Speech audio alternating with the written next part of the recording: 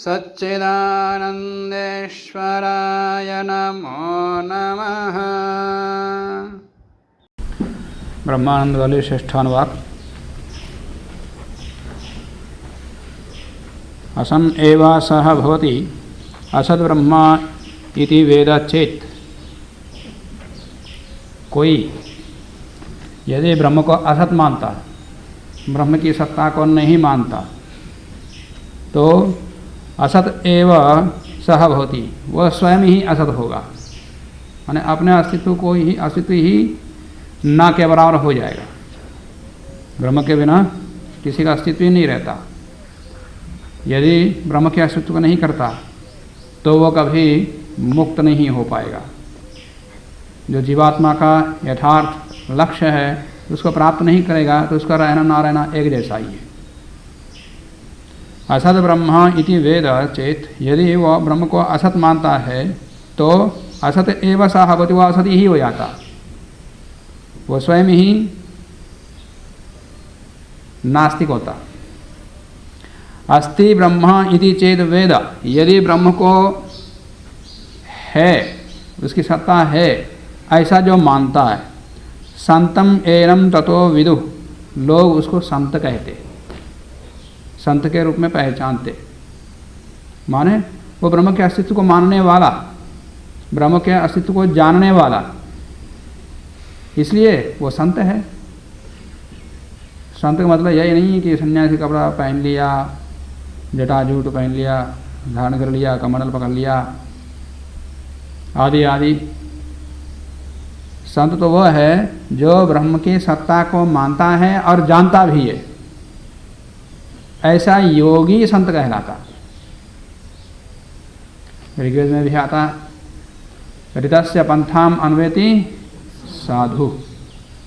ऋत की पंथा, ऋत के मार्ग को, सत्य मार्ग को, जो कि शाश्वत सत्य हो, ऐसे शाश्वत सत्य को खोजने वाला साधु कहलाता। उसमें यत और तद शब्द का अध्याय कर लें तो निर्वचन जैसा हो जाता, यह ऋतस्य पंथाम अन्वेति सह साधु। जो ऋत के मार्ग का अन्वेषण करता, जिज्ञासु होता, वो साधु कहलाता। यहाँ संत किसको कहते हैं वो बता दिया। तो ऋत सत्य कौन है? ब्रह्म ही, ब्रह्म है, तो उसको उस रूप में मानना और जानना, जानने का प्रयास करना। तस्य एषः एव शारीरः आत्मा, जो ब्रह्म को जानने वाला आत्मा है वही इस शरीर का आत्मा है। कि शरीर का जो सबसे अंत में बता दिया था कोश, आनंदमय कोश, उस आनंदमय कोश का शरीर आत्मा वही है जो ब्रह्म को जानता। इससे पहले सब पूरे पांचों शरीरों का आत्मा तो एक ही है, पर यहाँ विशेष रूप से आनंदमय कोश का आत्मा वही जीवात्मा है, पर उसको विशेषण लगा दिया। तो आनंदमय कोश का आत्मा तो वही है कि जो ब्रह्म को जानता। जो ब्रह्म को नहीं जानता फिर आनंद कहाँ से प्राप्त करता? जब आनंद को प्राप्त नहीं करता फिर आनंद का आत्मा का कहाँ है? किसी आदमी में कोई मानवता ना हो, क्रूर हो, जानवर जैसे व्यवहार करता, वो क्या आदमी है क्या? ये बोलते आदमी तो है देखने के लिए, पर उसको कोई आदमी मानता नहीं है। ऐसा ही जो आत्मा आनंद का अनुभव नहीं किया वो आत्मा, आत्मा क्या है? जो ब्रह्म को नहीं जाना वो आत्मा, आत्मा नहीं है। तो आनंदमय कोश का आत्मा वही है जिसने ब्रह्म के आनंद को जाना और अनुभव किया। तस्य एषः एव शारीरः आत्मा, इस आनंदमय शरीर का, कोश का आत्मा वही है जो संत है। यह पूर्वस्य, जो पूर्व शरीर का आत्मा था ये भी वही है, परंतु उसकी चरितार्थ उसी में ये जो आनंद को जानता है। अथातः अनुप्रश्न, अब उसके पश्चात शिष्य जिज्ञासा करता। इस प्रकार से उपदेश करने के पश्चात, आचार्य के द्वारा, ऋषि के द्वारा इस प्रकार कहने के पश्चात अनुप्रश्न हुआ, जिज्ञासा किया। अतः अब इस प्रकार का उपदेश करने के पश्चात अनुप्रश्न किया कि उता अविद्वान अमम लोकम प्रेत्य कश्चन गच्छति। आहो विद्वान अमम लोको प्रेत्य कश्चित समश्नुताऊ। तो ये प्रश्न किया। अभी कहा था कि आनंदमय कोश का आत्मा वही है जो ब्रह्म को जाना है और ब्रह्म के आनंद का अनुभव किया है, मन ब्रह्मलोक में पहुंचा हुआ है, वही आत्मा है इस आनंदमय कोश का। तो शिष्य ने प्रश्न किया कि जो उस ब्रह्म को नहीं जानता वो उस ब्रह्मलोक में जाता कि नहीं जाता, या जो ब्रह्म को जाना है, विद्वान है, विद्वान मतलब ब्रह्म को जाना हुआ, वही उस ब्रह्मलोक में जाता। उदा अविद्वान, जो उस ब्रह्म तत्व को नहीं जाना, अमुम लोकम प्रेत्य, उस लोक में जाकर के कश्चन गच्छति, उस वहाँ जाता कि नहीं जाता। आहो आहोस्वित, अथवा विद्वान अमुम लोकम प्रेत्य, विद्वान ही इस लोक से जाकर के वहाँ पहुँच जाता है। आहो विद्वान अमुम लोकम प्रेत्य कश्चित समश्नुता, इस लोक से जाकर के उस आनंद लोक को प्राप्त करके ब्रह्म लोक को पहुँच करके वहाँ उस आनंद का अनुभव करता है। कौन? विद्वान। क्या विद्वान ही करता है या अविद्वान भी पहुँच सकता है? तो उसके समाधान दे रहे हैं ऋषि। सो अकामयत, वो परमात्मा ने कामना किया, संकल्प किया। बहुश्याम प्रजा यही थी, मैं अकेला हूँ, मैं बहुत हो जाऊँ, प्रजाओं को उत्पन्न करूँ। ये सृष्टि प्रक्रिया आगे बता रहे हैं। उसे पूछा क्या है, क्या जो ब्रह्मवेत्ता नहीं है वो ब्रह्मलोक में पहुँच करके उसका अनुभव करता है कि नहीं करता? क्या केवल ब्रह्मवेत्ता ही उस लोक में जाता, ब्रह्मलोक में? तो समाधान देने लगे कि ब्रह्म ने चाहा, कि संकल्प किया कि मैं इस लोक को उत्पन्न, लोगों को उत्पन्न करूं। स्वकामयता बहुश्याम प्रजा ये इति सह तपो तप्यता, वो तप किया, अब काम शुरू किया। इसमें पहले काम शुरू नहीं पाया, पहले काम नहीं कर रहे थे क्या? पहले भी काम चल रहा था। प्रलय भी एक काम ही है, बहुत बड़ा काम है वो। प्रलय अवस्था करने, प्रलय अवस्था में विद्यमान उस ब्रह्म का क्या नाम है? प्राज्ञ। प्रलयावस्था में तो और ज्यादा आवश्यकता पड़ती है, तो उसमें भी था, परंतु जब व्यक्त हुआ तो उस समय से क्रिया शुरू कर रहे हैं, किसी वहां से बात शुरू कर दिया। ये तो दिन रात के जैसा सृष्टि प्रलय चलता रहता, तो कहने के लिए, उपन्यास करने के लिए तो किसी एक बिंदु को लेकर कहना पड़ेगा, तो उत्पत्ति की प्रक्रिया को लेकर कहते। तो सृष्टि को समझे तो परमात्मा को समझ सकता, सृष्टि को नहीं समझा तो परमात्मा को नहीं समझ सकता, परमात्मा को पहुंच नहीं सकता, परमात्मा का अनुभव नहीं कर सकता। अभिप्राय कहिए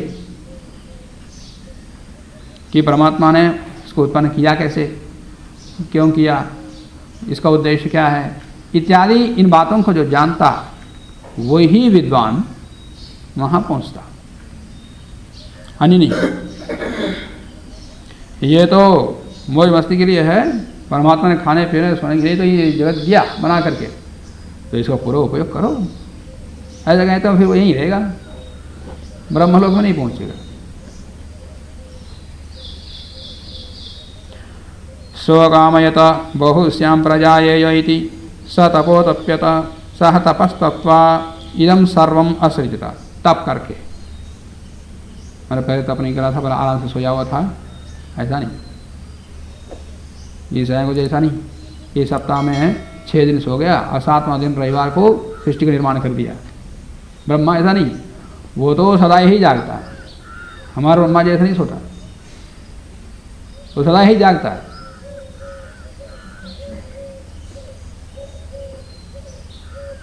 सह तपस्तप्त्वा इदं सर्वम असृजत। तप यही है कि प्रकृति साम्यावस्था में थी, उसमें क्रिया उत्पन्न कर दिया, बस फिर सृष्टि का निर्माण शुरू हो गया। उस क्रिया क्या कहते हैं? क्षोभ। क्षोभ उत्पन्न कर देता है। तो साम्यावस्था में सत्व रज तम तीनों पड़े हुए हैं, उनमें क्षोभ उत्पन्न करता, फिर आकर्षण विकर्षण शुरू हो जाता। तो वो किस प्रकार से बनते हैं यथेष्ट? नहीं, जीवात्माओं का कर्मफल जैसा है, कर्मफल के भोग के अनुकूल बनता। तो कैसे बनेगा? जितने आत्मा, उन आत्माओं के जितने कर्माशय, उस कर्माशय के अनुकूल कर्मफल देने के लिए वो उसकी प्रकृति बन जाती है। माने सबसे पहले बुद्धि तत्व बना, जितने आत्मा उतने बुद्धि तत्व, उतने महतत्व। उस समय तो उसको महतत्व कहते।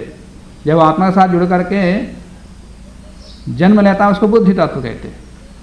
ये तो वही है, महतत्व तो प्रकृति में भी है, इस शरीर में भी है, परंतु जब जीवात्मा के साथ जुड़ जाता है, शरीर के साथ जुड़ जाता है तो उसको बुद्धि तत्व कहते हैं। और प्रलय अवस्था जब जगत के रूप में रहता है तो उसको महतत्व कहते हैं। तो जितनी आत्माएं हैं वो तो नहीं है, महतत्व बन जाते हैं। तो सबसे पहले बंधक वही है, और सबसे अंत में मुक्त करने वाला भी वही है।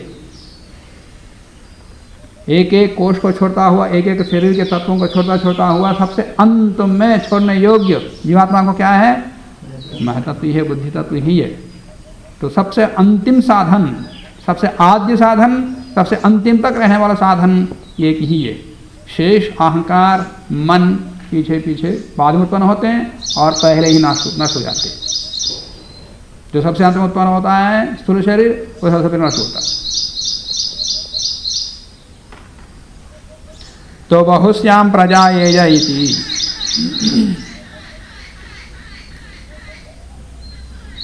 तो सर्वम असृजत यद इदम किंच, ये जो कुछ दिखाई दे रहा है जगत, तत् सृष्टवा, उसको उत्पन्न करके, तद एव अनुप्राविशत, फिर उसे प्रवेश कर लिया।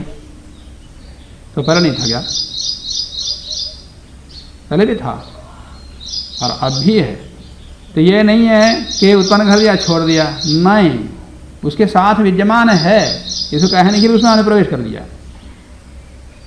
यहाँ पहली बात ये याद रखना कि उसने संकल्प किया कि उत्पन्न करूं, प्रजा को उत्पन्न करूं। ये नहीं बोला कि मैं प्रजा बन जाऊं, ये नहीं बोला मैं जगत बन जाऊं। एक और यदिदम किंचा, ये जो कुछ दिखाई दे रहा उसमें अनुप्रवेश कर लिया, मतलब जिसमें प्रवेश कर रहा वो अलग है और प्रवेश करने वाला अलग है। एक नहीं होता, एक होता फिर अनुप्रवेश नहीं होता, अपने आप में कोई प्रवेश नहीं करता कोई। हर आदमी घर में घुसते, किसी कमरे में घुसते, किसी जंगल में घुसते, कोई अपने शरीर में घुसता, प्रवेश नहीं करता ना। तो जिसको उत्पन्न किया उसमें प्रवेश कर लिया, माने उत्पन्न करके छोड़ा नहीं, उसके साथ विद्यमान रहा, सर्वत्र विद्यमान है वो। और जिसके लिए उत्पन्न किया वो जीवात्मा भी है। और जगत का निर्माण करने का पीछे जो कारण कर्माशय है वो भी जीवात्मा ही है। कर्माशय मतलब हरे जीवात्मा का कर्माशय विद्यमान है, तो जीवात्मा है तो वो कर्माशय बना। छांदोग्य उपनिषद में भी आता है कि अनेन जीवेन आत्मना अनुप्रविश्य, जगत को उत्पन्न किया, शरीर को उत्पन्न कर दिया, शरीर में जीवात्मा को प्रवेश करा दिया, फिर उसके बाद स्वयं में प्रवेश हो गया। अनेन जीवेन आत्मना, इस जीव आत्मा के द्वारा साथ अनुप्रविष्ट होकर के नाम रूपे व्याकरवाणी, नाम रूप को अलग कर दिया। अव्यक्त अवस्था में सृष्टि का कोई नाम नहीं है, कोई रूप नहीं, अब रूप दे दिया तो नाम भी आ गया। जीवात्मा भी उत्पन्न हो गए, ये मनुष्य हैं, वो गाय, ये पशु आदि आदि, ये सब नामधारी हो गए, रूपधारी हो गए। पहले रूप नहीं था, जीवात्मा जीवात्मा के रूप में बना हुआ था, उसको रूप नहीं था, तो रूप दिया मतलब उसको शरीर देना पड़ेगा। और जगत भी साम्यावस्था में था और उसको कोई रूप नहीं था, बना दिया, बड़े बड़े ब्रह्मांड बना दिया, बड़े बड़े पिंड बना दिया। तो इतने बड़े बड़े छोटे से छोटे पिंड लेकर बड़े से बड़े पिंड बना करके जहाँ जीवात्मा प्रवेश कराना जीवात्मा प्रवेश करा दिया, और साथ में स्वयं भी प्रवेश हो गया, और ब्रह्मांड में भी स्वयं प्रवेश हो गया, पूरे ब्रह्मांड में, और साथ में विद्यमान रहा। इसका अभिप्राय ये।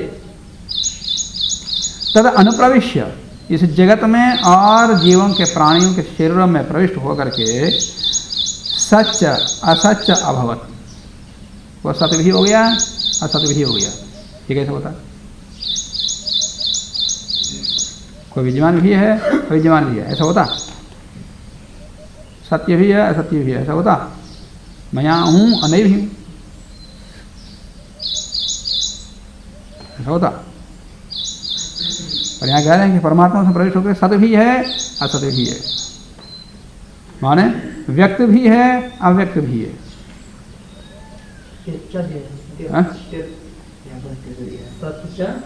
हाँ, सच्चा त्यच्चा,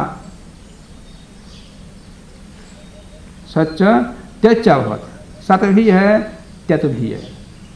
सत माने व्यक्त है, त्यत माने अव्यक्त है। कहीं व्यक्त है कहीं व्यक्त नहीं है, कहीं व्यक्त में सब जगह व्यक्त है, परंतु उसको जानने वाला कोई जानता है कोई नहीं जानता, किसी के लिए व्यक्त है किसी के लिए अव्यक्त है। सच त्यच भवत, और सत्य को त्यच को मिला दो सत्य बन जाता। सत्य और त्यत इनको मिला दो सत्य। सच त्यच भवत, निरुक्तम च अनिरुक्तम च, वो निर्वचनीय भी है अनिर्वचनीय भी है, कहने योग्य भी है कहने योग्य भी नहीं है। किसी के लिए कहने योग्य है किसी के लिए कहने योग्य नहीं है, कोई जानेगा ही नहीं कहने पर भी। किसी अंश में कहने योग्य है किसी अंश में कहने योग्य नहीं है। हम परमात्मा विषय में वर्णन कितना कर सकते, जितना कर सकते उतना ही कर सकते, उसके बाद वो अवर्णनीय है। स्वयं अनुभव करो, स्वयं जानो, और जानना भी कुछ सीमा तो जान सकते, पूर्ण नहीं जान सकते। तो निरुक्तम च अनिरुक्तम च, और निलयनम च अनिलयम च, निलय भी है अनिलय भी।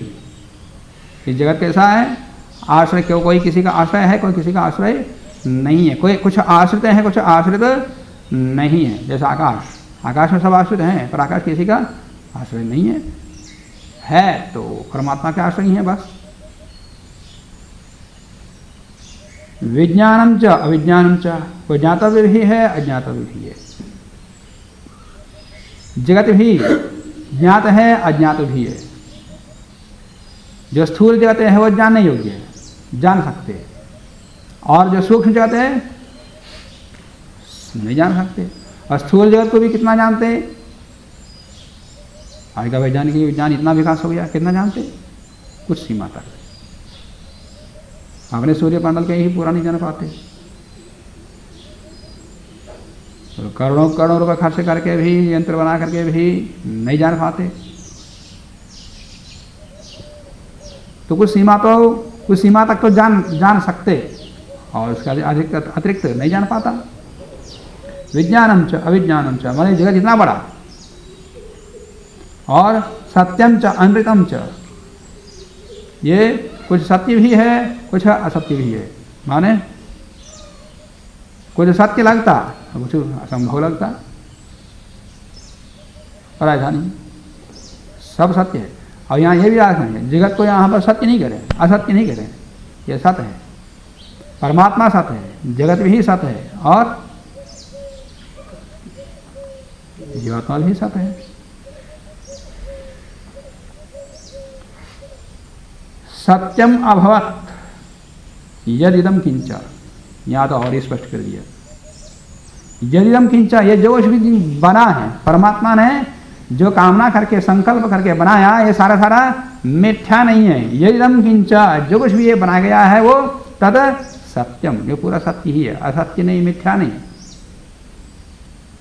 सत्यम अभवत यदिदम किंच तद सत्यम इति आचक्षते, इसलिए ऋषि मुनि आदि योगी ब्रह्म को जान ब्रह्मवेत्ता इसको सत्य ही कहते हैं, मिथ्या नहीं कहते।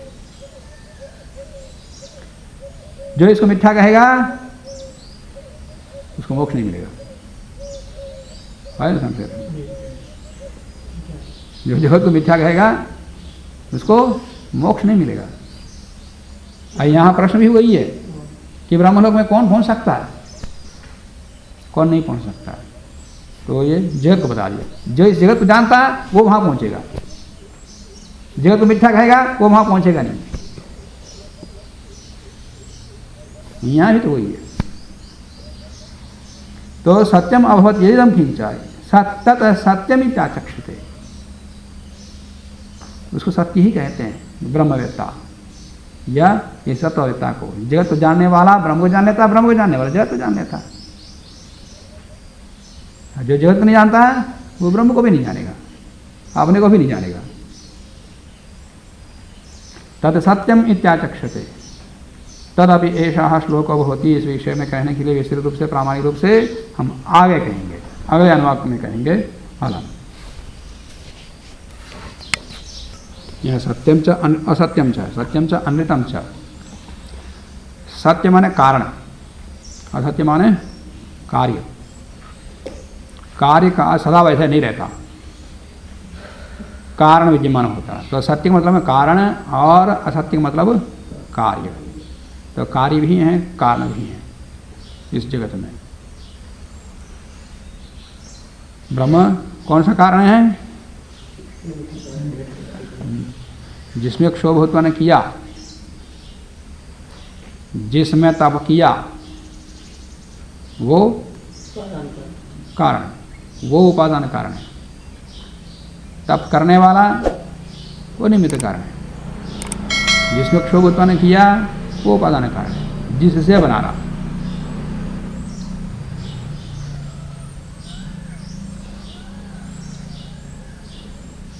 कठोपनिषद में भी आया था, अग्निर्यथा एको भुवनम प्रविष्टो रूपम रूपम प्रतिरूपो बभूव एकस्तथा सर्वभूतांतरात्मा रूपम रूपम प्रतिरूपो बहिश्च। ये विषय वहाँ है।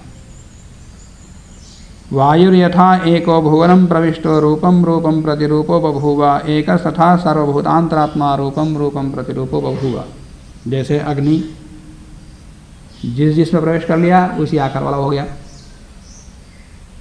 वायु जिसमें प्रवेश कर लिया उसी आकार वाला हो गया, उसी रूप वाला हो गया। उसी प्रकार से परमात्मा भी वो सब जगह विद्यमान है। उसका प्रवेश कहा जाता, कहने से वो प्रवेश कर लिया ऐसा नहीं।